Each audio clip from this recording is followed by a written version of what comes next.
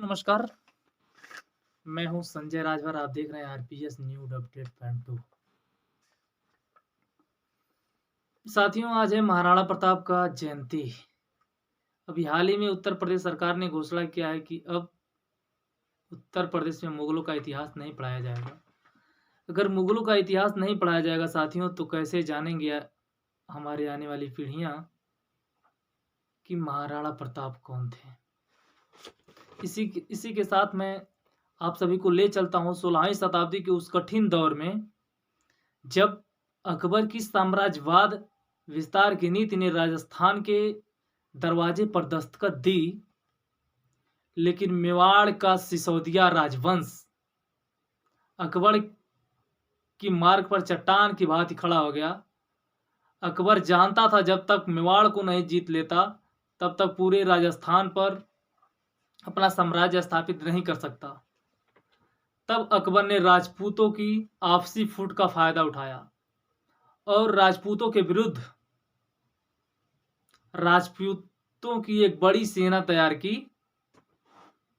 अकबर का इस कुटिल नीति का वर्णन अल्पतायनी ने उसके ग्रंथ द्वारिजे बदायूनी में की थी। वहीं से एक कविता का जन्म हुआ है जो आप सभी के समक्ष प्रस्तुत करना चाहता हूं। राजपूतों से मुगलों ने लड़वाया था। राजपूतों से मुगलों ने लड़वाया था। फूट डालकर राज करो इस नीति को अपनाया था। जितने भी राजे रजवाड़े भोगी और विलासी थे वो भी मुगलों के अभिनंदन के अभिलाषी थे। कुछ रजवाड़ों की पगड़ी पर फैली काली स्याही थी। कुछ रजवाड़ों की पगड़ी पर फैली काली स्याही थी, जिन्होंने मुगल शासकों संग अपनी बेटी ब्याही थी। एक प्रश्न है राजपुतानों पर। राजस्थानी माटी पर जब स्वाभिमान का क्षरण हुआ, राजस्थानी माटी पर जब स्वाभिमान का क्षरण हुआ, ऐसे भीषण काल में राणा का अवतरण हुआ। उसके रंग रंग में पप्पा रावल का सौलित बहता था। स्वाभिमान से समझौता जो एक क्षण नहीं करता था।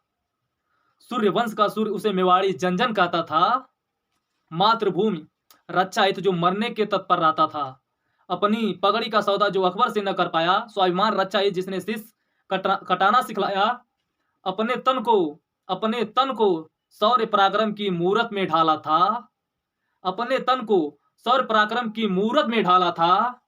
जयवंता की कोख को धन्य धन्य कर डाला था। जयवंता की कोख को धन्य धन्य कर डाला था। उसकी शौर्य कथाएं सुनकर अकबर भी घबराया था। कूटनीति का निमंत्रण उसने बार बार भिजवाया था।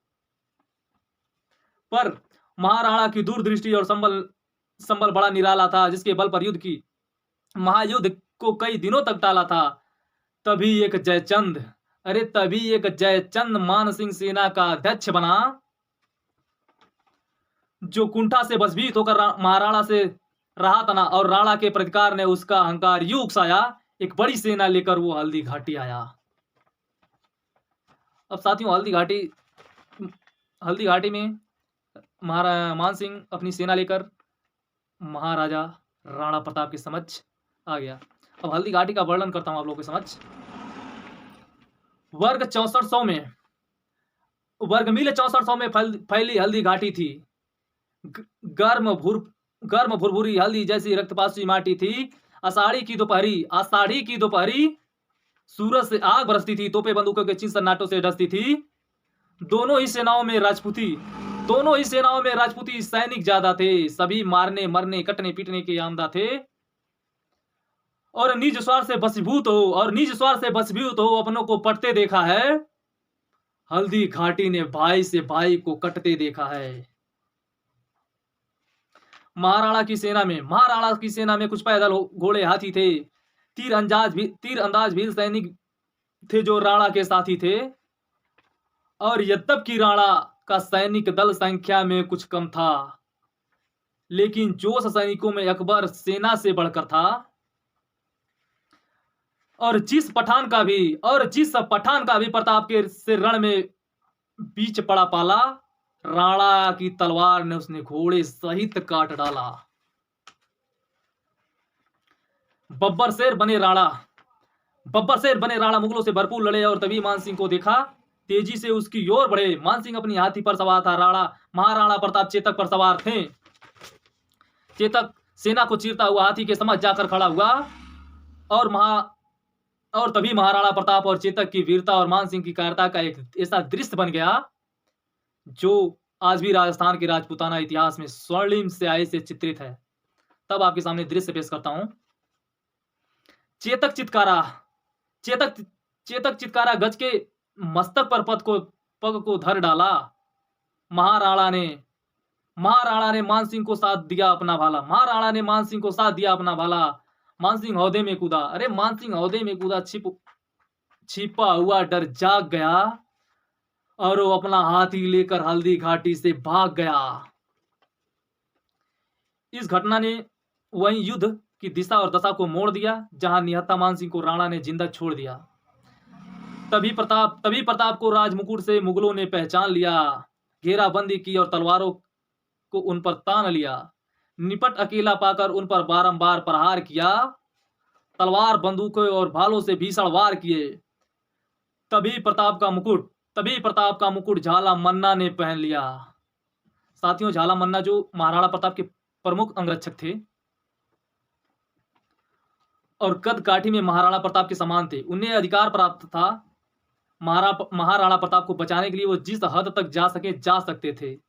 उन्होंने धूल मुट्ठी में उठाई, आसमान में धूल उड़ाई, महाराणा प्रताप का मुकुट पहना और मुगलों ने उनको महाराणा प्रताप समझा।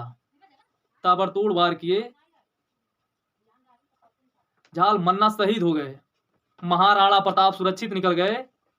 सुनिए दो पंक्तियां माला मन्ना के शहादत के लिए पढ़ता हूं। मन्ना ने निज स्वर्णित से धरती का वंदन कर डाला।